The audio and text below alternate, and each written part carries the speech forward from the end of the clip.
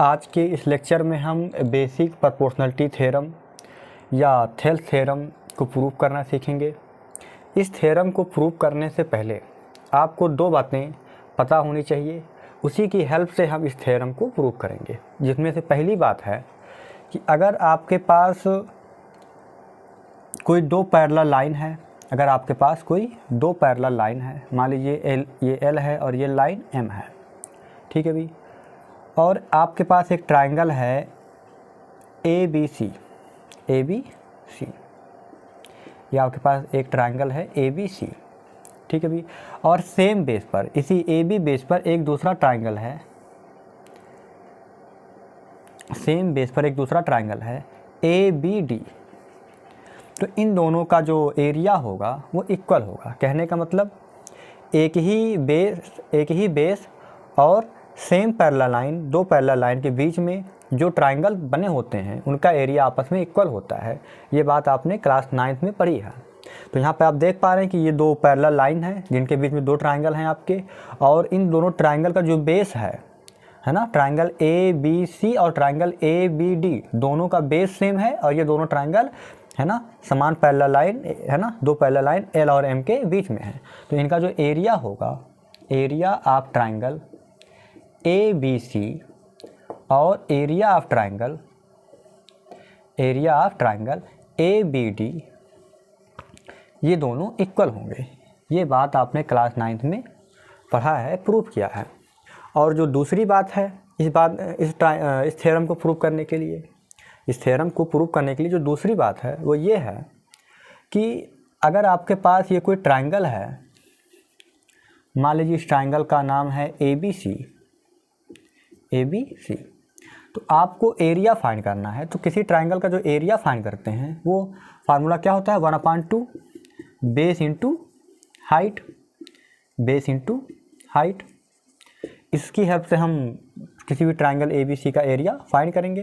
तो अगर हम इस ट्रायंगल ABC का एरिया फाइंड करना चाहते हैं, तो अगर हम BC को बेस बनाएंगे तो इस BC के करस्पॉन्डिंग जो हमारा हाइट होगा, BC के सामने का जो वर्टेक्स होगा उससे हम परपेंडिकुलर ड्रा कर देंगे। मान लीजिए परपेंडिकुलर आपका BC पे पॉइंट D पे गिरता है, ठीक है भी। तो अगर BC को बेस बनाएंगे तो इसके लिए हाइट क्या हो जाएगा, 80, ठीक है भी। अगर आप AC को बेस बनाना चाहते हैं तो AC के सामने कौन सा है वर्टेक्स, B है, तो B के सामने आप परपेंडिकुलर B से आप परपेंडिकुलर ड्रा कर दीजिए AC पे, जिसका नाम है मान लीजिए E, तो ये क्या हो जाएगा BE। तो अगर आपका बेस AC है तो आपका जो हाइट होगा वो BE हो जाएगा। इसी प्रकार अगर आपका है ना बेस AB है, अगर आप AB बेस बनाते हैं तो AB बेस के लिए हाइट क्या हो जाएगा, C से परपेंडिकुलर ड्रा करेंगे, ठीक है भी। अब एक ट्रायंगल और देख लीजिए। अगर आपका ट्रायंगल ऐसा कुछ हो, अगर आपका ट्रायंगल कुछ इस टाइप का है ABC, तो आप देख पा रहे हैं अगर हम AB को बेस बनाएं तो AB को बेस बनाएंगे तो हाइट के लिए क्या करेंगे, AB के सामने का वर्टेक्स, अब इस वर्टेक्स से परपेंडिकुलर ड्रा कर देंगे,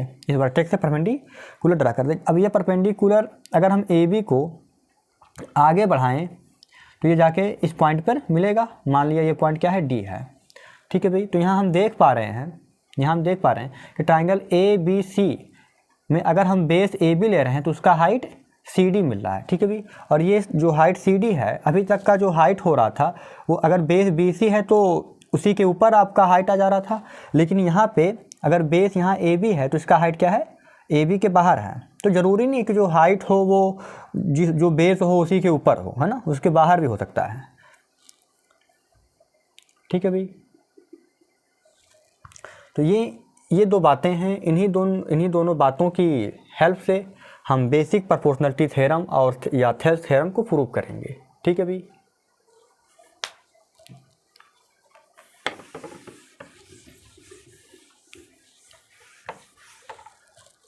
अब हम बेसिक प्रोपोर्शनलिटी थ्योरम का जो स्टेटमेंट है उसको समझेंगे। तो मैं समझा रहा हूँ यहाँ पे।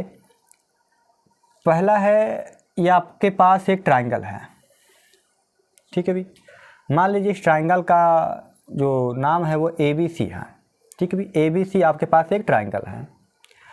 तो बेसिक प्रोपोर्शनलिटी थ्योरम कहता है कि अगर किसी ट्रायंगल में किसी साइड के पैरेलल एक लाइन ड्रा की जाए, ठीक है। तो वो लाइन बचे हुए दो साइड को दो अलग अलग पॉइंट पे काटेगा। तो मान लीजिए मैंने इस ट्रायंगल ए बी सी में बी सी के पैरेलल एक लाइन ड्रा कर दिया, ये लाइन है एल। बी सी के पैरेलल एक लाइन ड्रा कर दिया, ये लाइन है एल। ये लाइन एल ए बी और ए सी है ना, दो अलग अलग साइड है ए बी और ए सी को दो अलग अलग बिंदुओं है ना, एक को कह दिया डी और एक को कह दिया ई, यहाँ डी और यहाँ पे कह दिया ई, दो अलग अलग पॉइंट पे काट रहा है। तो आपका जो रेशियो होगा A D upon D B और ए ई अपान ई सी ये इक्वल होगा। यही है basic proportionality theorem. A D upon D B ये इक्वल होगा ए ई अपान ई सी के। ठीक है भाई, कहने का मतलब अगर कोई ट्रायंगल है, उस ट्रायंगल में किसी साइड के पैरेलल आप एक लाइन ड्रा करेंगे तो वो लाइन बचे हुए दो साइड को दो अलग अलग बिंदुओं पे काटेगा। ठीक है भाई, उन दो अलग बिंदुओं से जो रेशियो होगा A D upon D B और ए ई अपान ई सी ये इक्वल होगा। इसी बात को हमें प्रूव करना है। अब हम स्टेटमेंट देखते हैं क्या लिखा है इसमें। If a line is drawn parallel to one side of a triangle, अगर हम एक लाइन ड्रा करें किसी ट्रायंगल के एक साइड के पैरेलल, ठीक है, तो हमने एक साइड बी सी के पैरेलल एक लाइन एल ड्रा किया, ठीक है, to intersect the other two side in distinct point. तो ये जो लाइन आपने ड्रा किया है वो अदर टू साइड को दो अलग अलग बिंदुओं पे इंटरसेक्ट करेगा। ठीक है भाई, then other two sides are divided in the same ratio. अगर ऐसा है तो आपका जो दोनों साइड है वो सेम रेशियो में डिवाइड होगा। सेम रेशियो में डिवाइड होने का मतलब जो ये पॉइंट मिल रहे हैं आपके डी और ई, वहाँ से रेशियो बराबर होगा A D upon D B और ए ई अपान ई सी। इसी बात को हमें प्रूव करना है बेसिक प्रोपोर्शनलिटी थ्योरम में। तो सबसे पहले हम कहेंगे मेरे पास गिवन कंडीशन क्या है, तो हम लिखेंगे गिवन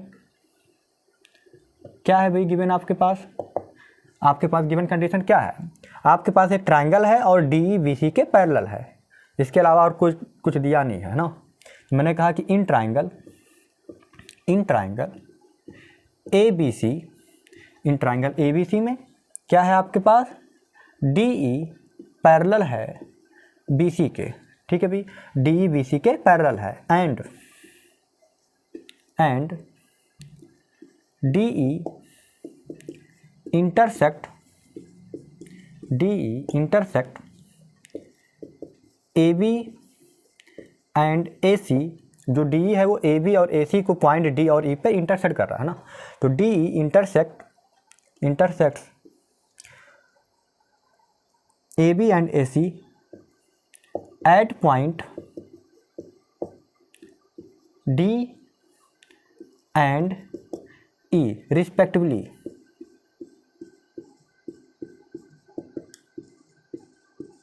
ठीक है भाई, डी ए बी को, जो डी है ए बी को डी पर और ए सी को ई पे इंटरसेक्ट कर रहा है। ठीक है, टू प्रूव क्या करना है आपको प्रूव करना है कि A D upon D B is equal to A E upon E C. तो हमें प्रूव करना है A D upon D B is equal to A E upon E C, A E upon E C. ठीक है भाई, अब हम इसके लिए कुछ कंस्ट्रक्शन करेंगे। तो हमने हेडिंग डाला ये कंस्ट्रक्शन।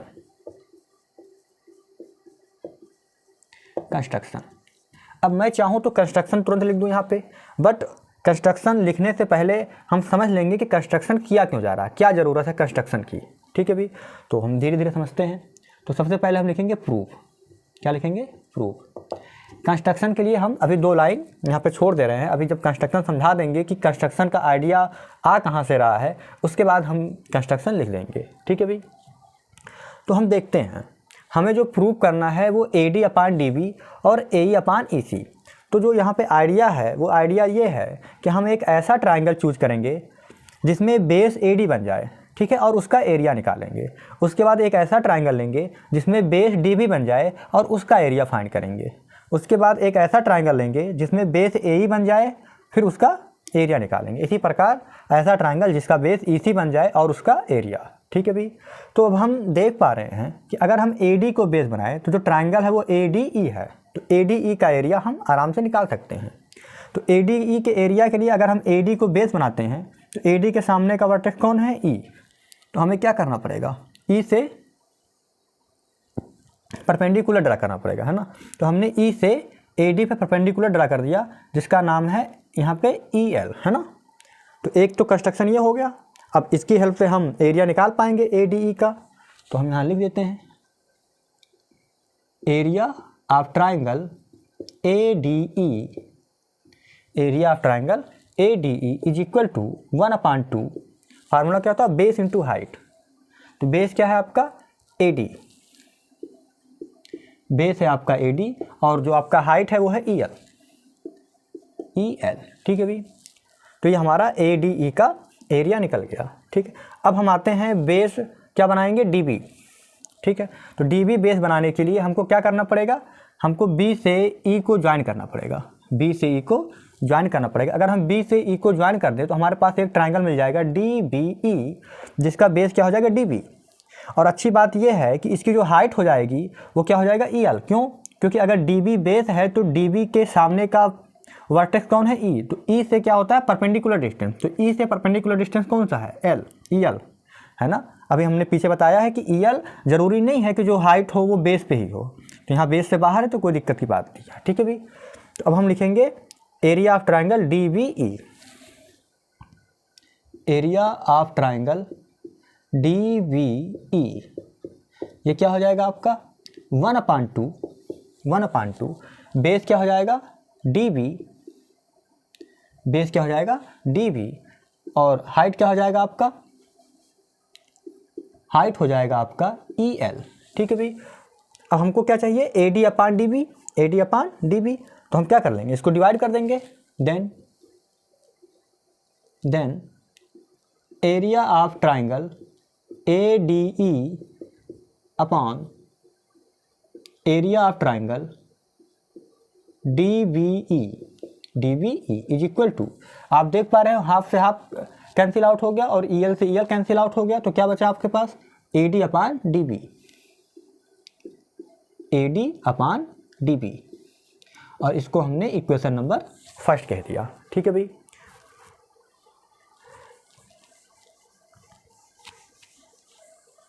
अब हम आते हैं, अब हमको ए ई को बेस बनाना है। तो अगर हम ए ई को बेस बनाएंगे तो इस ए ई के करस्पॉन्डिंग जो हाइट होगा आपका वो डी से लिया जाएगा। तो हमने डी से परपेंडिकुलर ड्रा कर दिया और इसका नाम कह दिया एम। तो ये हो गया डी एम, ठीक है भाई। तो डी एम आपका हाइट हो गया, ठीक है। तो हम लिखेंगे ट्राइंगल ए डी ई का एरिया, फिर से area of triangle A D E is equal to 1/2 base into height. इस बार बेस हम क्या ले रहे हैं, ए ई ले रहे हैं ना। पहले बेस क्या था, ए डी था, अब हम बेस ए ई ले रहे हैं। तो यहाँ पे हो जाएगा आपका बेस ए ई, और हाइट क्या हो जाएगा इस बेस के करस्पॉन्डिंग डी एम। तो बेस हाइट को मैंने ले लिया डी एम, ठीक है भाई। तो आपके पास ए डी ई एरिया आ गया। अब क्या करना है, ई सी को बेस बनाना है।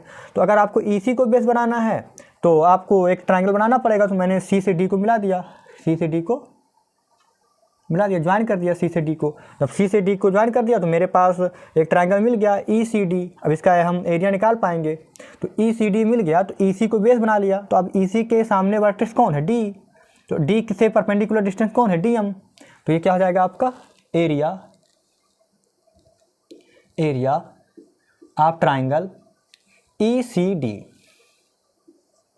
ई C D is equal to 1/2 base क्या भैया आपका ई सी, और हाइट क्या भैया आपका, हाइट है आपका डी एम, डी एम। तो यहाँ फिर हम देख पा रहे हैं then area of triangle A D E upon area of triangle E C D is equal to, half से हाफ कैंसिल आउट हो गया, डी एम से डी एम कैंसिल आउट हो गया, बचा क्या आपके पास ए ई अपान ई सी, है ना। और इसे हमने इक्वेशन नंबर 2 बोल दिया, ठीक है भाई। अब हमारा टारगेट होगा A D upon D B और ए ई अपान ई सी को इक्वल लाना, ठीक है। तो अब आप कंस्ट्रक्शन देख लें। कंस्ट्रक्शन हमने क्या किया, कंस्ट्रक्शन में क्या किया, एक बार बी ई मिलाया, एक बार सी डी को ज्वाइन किया, उसके बाद E L perpendicular A B खींचा और D M perpendicular A C खींचा। अगर मैं इसको पहले लिख देता तो आप जान नहीं पाते। अब यहाँ हमने कंस्ट्रक्शन पूरा कर लिया, अब हम यहाँ लिख देंगे, ठीक है भाई। मैंने कहा ज्वाइन, कंस्ट्रक्शन में अब आप लिख लें join B E and C D, join B E comma C D and, join B E comma C D and, और क्या ड्रा किया, draw E L perpendicular A B and draw E L perpendicular A B and D M perpendicular A C, ये आपका construction हो गया। ठीक है भाई, अब हम इक्वेशन 1 और इक्वेशन 2 पे की हेल्प से ये दोनों पार्ट बराबर लाएंगे। ठीक है भाई, तो मैं ऊपर कहाँ मिटा दे रहा हूँ।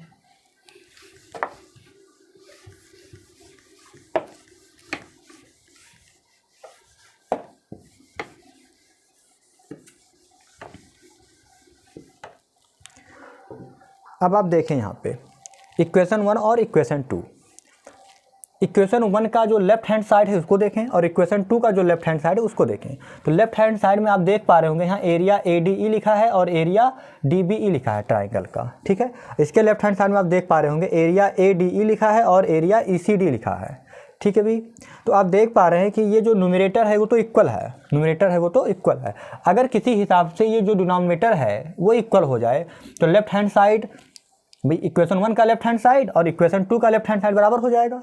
अगर किसी हिसाब से इसका डिनोमिनेटर इक्वल हो जाए दोनों इक्वेशन का, तो लेफ्ट हैंड साइड इक्वेशन 1 का और लेफ्ट हैंड साइड इक्वेशन 2 का बराबर हो जाएगा। तो अगर लेफ्ट हैंड साइड यहाँ का लेफ्ट हैंड साइड यहाँ का अगर बराबर हो गया तो सीधी सी बात है राइट हैंड साइड इक्वेशन 1 का और राइट हैंड साइड इक्वेशन 2 का बराबर हो जाएगा।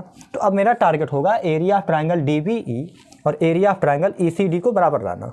अभी कैसे लाया जाएगा, तो अभी कुछ देर पहले हमने बताया है आपको कि एक ही आधार और दो समांतर रेखाओं के बीच में बना जो ट्रायंगल होता है उसका एरिया बराबर होता है। तो आप देख पा रहे हैं DBE कहाँ है, ये है आपका, है ना, ये इस ट्रायंगल का एरिया DBE, और आपके पास ECD कहाँ पे है, तो ECD ये एरिया है, ये शेडेड एरिया ECD। तो आप देख पा रहे हैं कि DBE और ECD ये दोनों एक ही बेस DE और दो समांतर रेखा DE और BC के बीच में है, इसलिए इन दोनों का एरिया बराबर होगा भी। ठीक है, तो मैं इस बात को लिख देता हूँ यहाँ पे कि एरिया ऑफ ट्रायंगल, मतलब triangle DBE and triangle ECD है ना, being on the same base DE। मैंने कहा कि since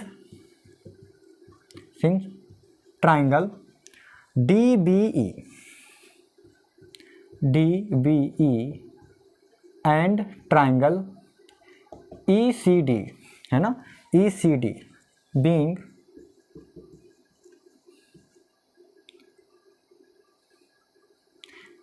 on the same base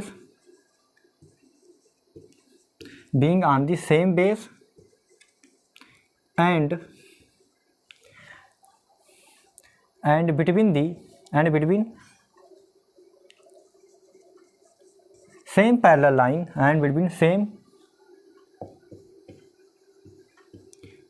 same parallel line DE and BC and between same parallel DE and BC।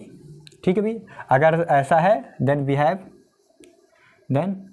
Have अगर ऐसा है आपके पास कि दो ट्रायंगल जो एक ही आधार पे हैं और दो समांतर रेखाओं के बीच में है, तो उनका एरिया क्या होगा, बराबर होगा। तो आपके पास क्या मिल जाएगा, आपके पास मिल जाएगा area of triangle DBE equal, है ना, DBE equal area of triangle ECD, area of triangle, यहाँ पे आप ट्रायंगल बना दीजिए, एरिया ऑफ ट्रायंगल ECD। ठीक है भाई, और इसे हमने इक्वेशन नंबर 3 बोल दिया। तो बहुत ही आसानी से इक्वेशन 1, 2 एंड 3 से, है ना, AD upon DB equal AE upon EC आ जाएगा भी। ठीक है, तो मैंने कहा from equation first, second and third we get, ये थर्ड है, वी गेट क्या मिल जाएगा आपको, AD upon DB is equal to AE upon EC। ठीक है भाई, ये हो गया आपका प्रूफ, हेंस प्रूफ। ठीक है, कैसे मिला आप समझ पा रहे होंगे कि भी इक्वेशन 1 और इक्वेशन 2 है ये। तो इक्वेशन 1 और इक्वेशन 2 का हमको right hand side left hand, ये इधर का right hand side AD upon DB और इक्वेशन 2 का right hand side AE upon EC equal आना है। तो हमको इक्वेशन 1 का जो लेफ्ट हैंड साइड है ये और इक्वेशन 2 का जो लेफ्ट हैंड साइड है ये इक्वल आना पड़ेगा। तो हम यहाँ देख पा रहे हैं लेफ्ट हैंड साइड में कि न्यूमरेटर यहाँ का और यहाँ का न्यूमरेटर इक्वल है। अगर किसी हिसाब से इसका डिनोमिनेटर इक्वल हो जाए तो ये पूरा पोर्शन और ये पूरा पोर्शन हो जाएगा इक्वल। तो अगर ये दोनों पोर्शन इक्वल हो जाएगा तो ये और ये पोर्शन ऑटोमेटिक इक्वल हो जाएंगे। तो वही हो गया, मैंने इन दोनों पोर्शन को इक्वल करने के लिए क्या कर दिया, ये रूल लगा दिया और इसकी हेल्प से यहाँ पे हम लिख पा रहे हैं। ठीक है, और जैसे ये हो गया उसके बाद ये पोर्शन आपका इक्वल हो गया, देन ये पोर्शन और ये पोर्शन भी इक्वल हो गया। तो मैंने कह दिया फ्रॉम इक्वेशन 1, 2 एंड 3 से वी गेट ये हेंस प्रूव्ड।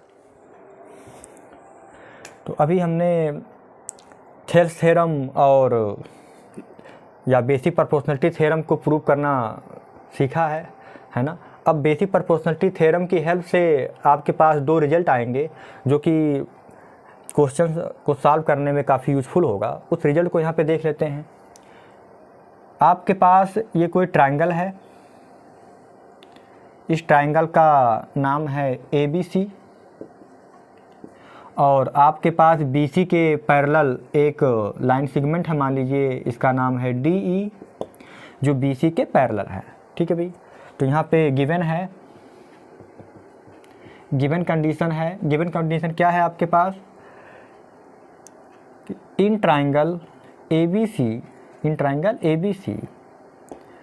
DE पैरेलल है BC के, DE पैरेलल है BC के।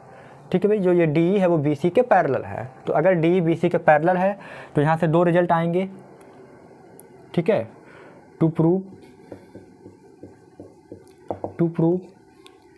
क्या प्रूव करना है। पहला तो अगर DE BC के पैरेलल है तो आपके पास थेल्स थ्योरम है या BPT है, उसकी हेल्प से आप AD अपान DB और AE अपान EC ये रिजल्ट आप जानते हैं। तो यहाँ से 2 रिजल्ट और आएगा। एक ये है, ये पहले बड़ा पोर्शन लेंगे AB, फिर उसका छोटा पोर्शन DB, है ना। टू प्रूव पहला condition AB upon DB is equal to पहले बड़ा AB फिर उसका छोटा पार्ट DB। ऐसे यहाँ पे पहले बड़ा पार्ट AC फिर उसका छोटा पार्ट EC। तो पहले यहाँ पे मैंने ले लिया AC अपान EC। पहले तो ये प्रूफ करना है इसकी हेल्प से। और दूसरा प्रूफ है, जैसे मैंने पहले बड़ा लिया फिर उसका छोटा पार्ट लिया, पहले बड़ा लिया फिर उसका छोटा पार्ट लिया। यहाँ पे पहले हम छोटा लेंगे फिर बड़ा पार्ट लेंगे, मतलब पहले हम ले लेंगे AD अपान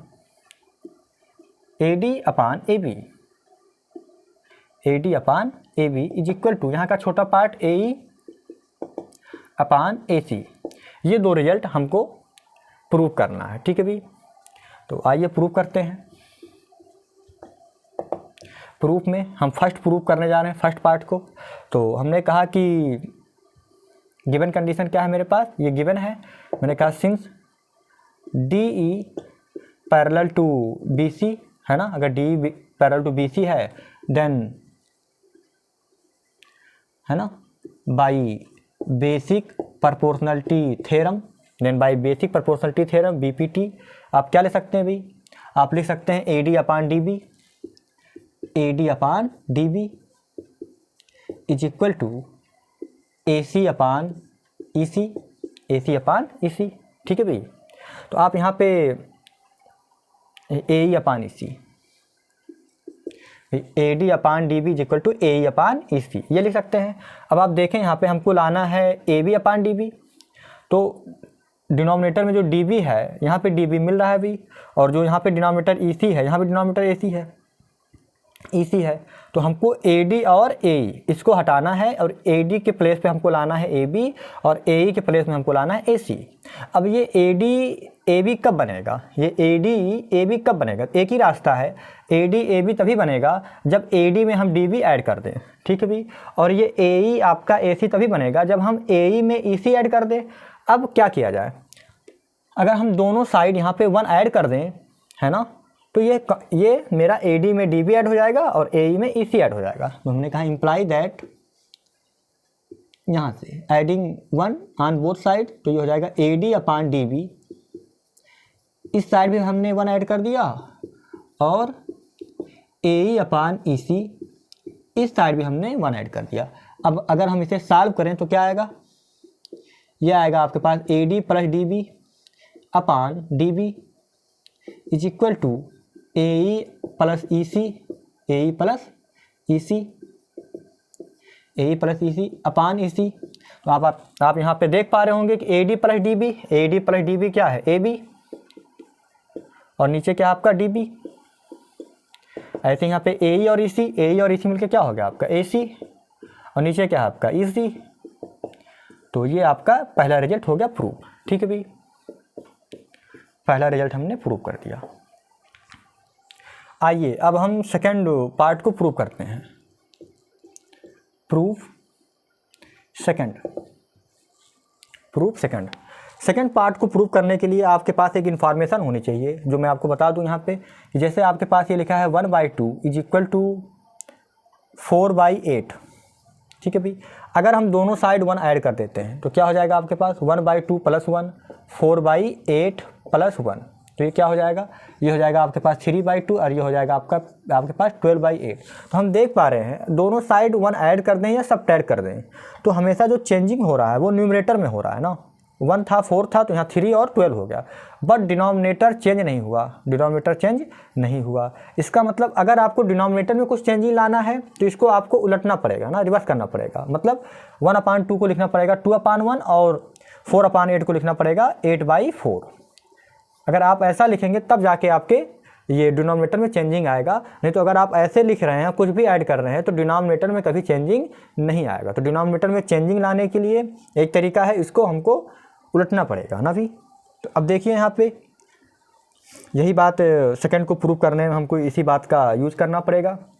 तो आइए हम देखते हैं। इन ट्राइंगल ABC मैंने कहा कि गिवन क्या है आपके पास, मैंने कहा सिंस DE पैरेलल है BC के, तो अगर DE BC के पैरेलल है then by using basic proportionality theorem, तो बेसिक प्रोपोर्शनलिटी थ्योरम से क्या हो जाएगा AD/DB is equal to AE/EC। तो अब देखिए आपको लाना है सेकंड पार्ट, तो यहाँ पे AD आ गया, AE आ गया, लेकिन डिनोमिनेटर में क्या है DB, यहाँ है AB, डिनोमिनेटर में क्या है EC, यहाँ है AC। तो हमको लाना है इसको AB, इसको लाना है EC। तो आप चेंजिंग कहाँ करना है, चेंजिंग करना है डिनोमिनेटर में। तो अभी हमने आपको यहाँ बताया है कि डिनोमिनेटर में चेंजिंग करने के लिए इसको क्या करना पड़ेगा, उलटना पड़ेगा। तो इसको उलटेंगे अगर हम, तो ये क्या हो जाएगा, ये हो जाएगा आपका DB/AD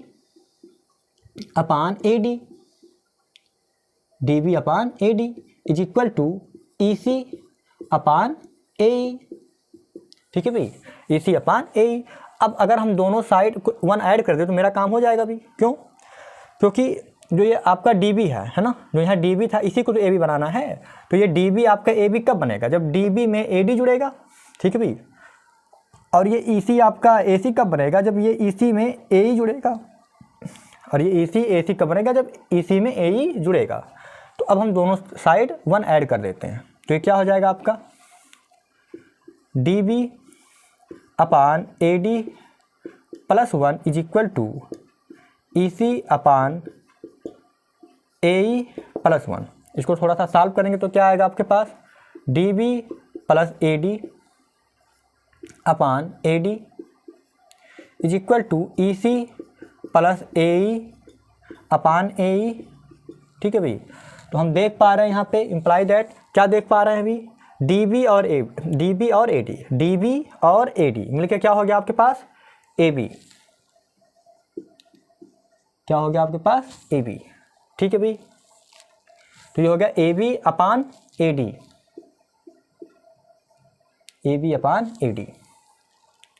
ठीक है भाई, AB/AD, DB और ये AD मिलके AB। ठीक है भाई, यहाँ पे EC और AE मिलके क्या हो गया AC/AE।